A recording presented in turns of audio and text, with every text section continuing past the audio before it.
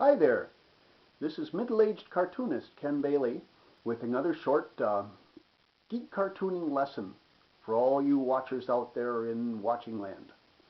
Today we're going to return to my cartooning hobby, and for those of you that have watched before, I am the creator and owner of the Mighty Energygirl, a middle-aged super lady who has starred in 30 comic books to date and just as many vignettes. A vignette is, of course, a short comic book, really too short, being shorter than 16 pages to be considered a comic in its own right, but nonetheless consisting of sequential drawings that tell a story. This is the cover to one of 3 volumes of collections of Energygirl's 30 or 40 vignettes. But I don't want to talk about vignettes today as much as about homages. By the way, had a little fun with goofing around with the photograph there. Always wanted to be in the cartoon with my cartoons. You've seen a certain very famous superhero creator who has appeared numerous times with his own creations. Don't hold your breath. I'm probably never going to see that happen, but at least I got in a still picture. Okay, homages. What an homage is, it's spelled homage, but the H is silent, is when you draw or write a creative work that deliberately mimics someone else's famous work, not to steal their idea, but where their previous work has become so well known in the public vernacular that your mimicking it actually plays honor to them. I've been drawing Energygirl now for just over 10 years, and I've been drawing cartoons and comic books for just over 50 years. And was inspired from a very early age by a certain big Boy Scout type hero whose very first appearance was on a cover that was similar to this one. Those who know of whom I speak would recognize immediately that this cover, which apes or copies the original cover enough to hopefully not get in trouble with the lawyers, but pays a smiling nod to the earlier work, is what's known as an homage. As well it should be. I have always owed a great debt of gratitude and attitude to those 2 high school kids from Cleveland who forever changed the world and have given rise to hundreds of cartoonists afterwards drawing superheroes, including myself. So, this is an example of an homage cover. However, I'd like to show you something that is both an homage and a vignette, and give you an example of how sometimes you can get started and walk away from something for years, and then come back and pick up where you left off. Many years ago, when I was a young person, I heard that there was a certain town in a certain state that had declared itself the hometown of my favorite hero and had a great big party for him every summer. I wanted to go from that time, but it was 40 years before I finally got out there. I've been out there 5 or 6 years now, even once as a professional artist. But I got to thinking, a way to get ideas is obviously to insert yourself into the fictional lives of your own characters. And I was thinking, here you have 2 professional superheroes, or really 1. Ellen Ann Peabody, who is secretly the Mighty Energygirl, who is pretty much known to everybody in her fictional small town, at least in her heroic identity, and her husband Stan Peabody, who at one time was the hero cartoonist man. He retired years ago. But I got to thinking, what would it be like to be a real genuine superhero and go to a comic book convention dressed as your civilian self, so you were in disguise being not in disguise? Wouldn't that be a hoot? Here you would be walking down through corridors of people dressed as heroes who were not, who were just, geeks and kids and fans dressed as heroes, while you were dressed as a civilian, but under your clothes was the costume of a real, genuine hero. Well, it wasn't long before we started from there. And so basically, knowing how all of us cartoonists and writers who write for superheroes are something of a bit of a sadist, we never allow our lovely fictional characters to enjoy time off as civilians without some emergency happening and forcing them to go on duty and abandon their vacation. So, the real-life town in which I speak has a gigantic statue of my favorite hero, and so I decided a fictional version of that town with a fictionalized version of that hero would have a fictionalized giant statue. And then what better to happen is after anticipating going for a long time and finally getting there, Ellen and Stan are just beginning to enjoy being civilians and anonymous for a change when some crackpot scientist manages to bring the big statue to life. Now, my work is not meant to be camp, but it is whimsical. It is not 100% deadly serious. So even though we cannot explain when the giant statue comes to life how it would inexplicably know that the visitor from another state is in reality the mighty Energygirl, who most people in this town have never heard of. But somehow it figures it out, and what does it say? Must kill Energygirl! Well, good old crackpot here is just delighted to see it stomp on somebody, so she makes a good target. So, Ellen has just said, isn't it wonderful to enjoy an unmolested civilian vacation when they have a 50-foot statue after them? Page 2. Stan says, run for it, Ellen.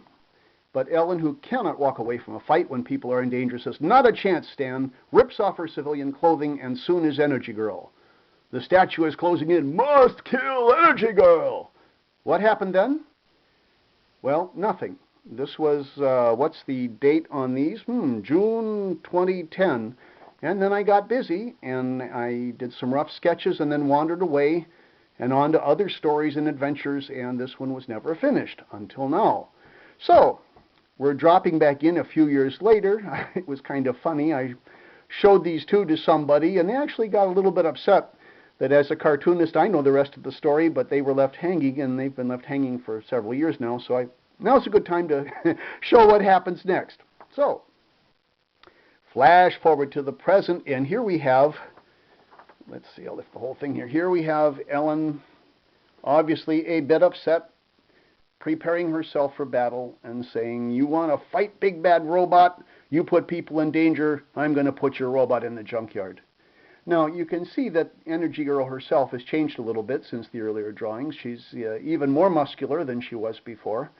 I've said on some of the other short videos that part of the challenge of drawing her that I find interesting is to make her very muscular and strong looking, and yet at the same time very female looking. Can someone be very strong and yet soft at the same time? Well, that's what I'm trying to do.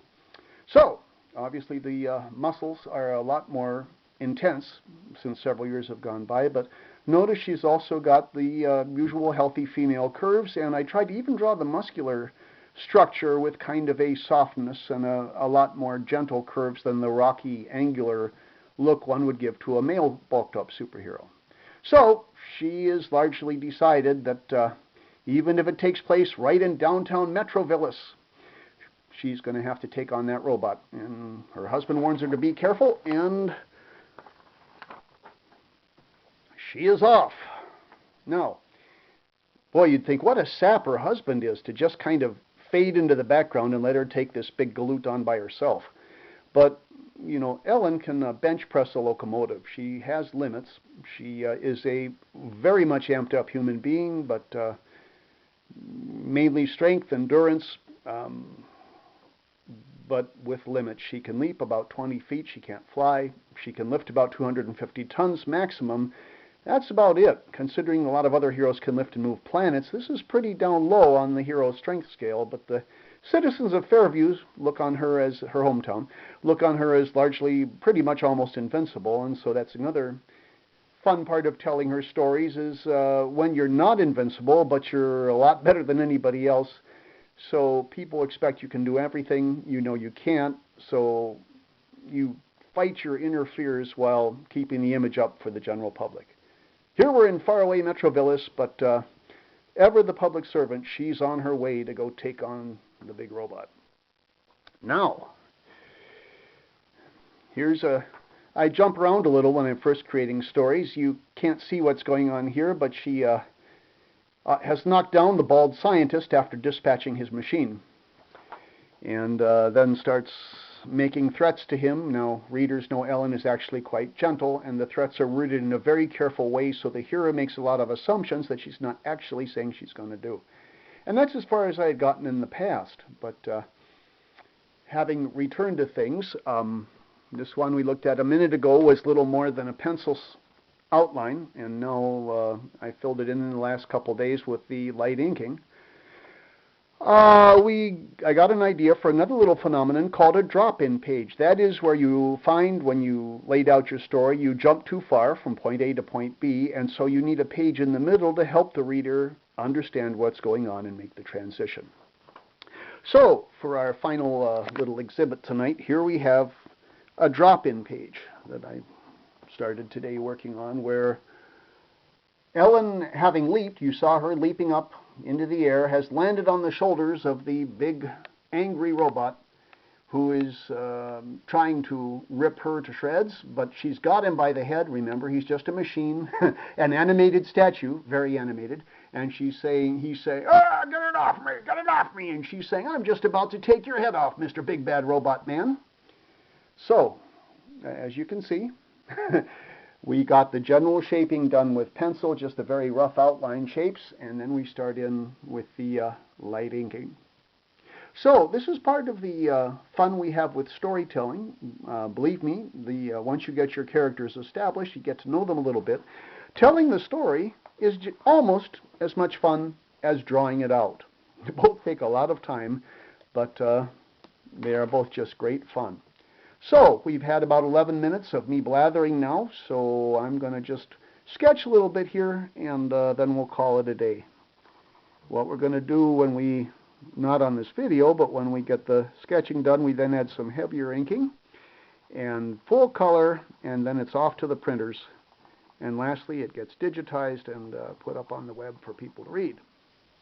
And this would go a lot faster if real life and day jobs and things did not intervene. But oh well, gotta pay for the pens and the paper somehow, right?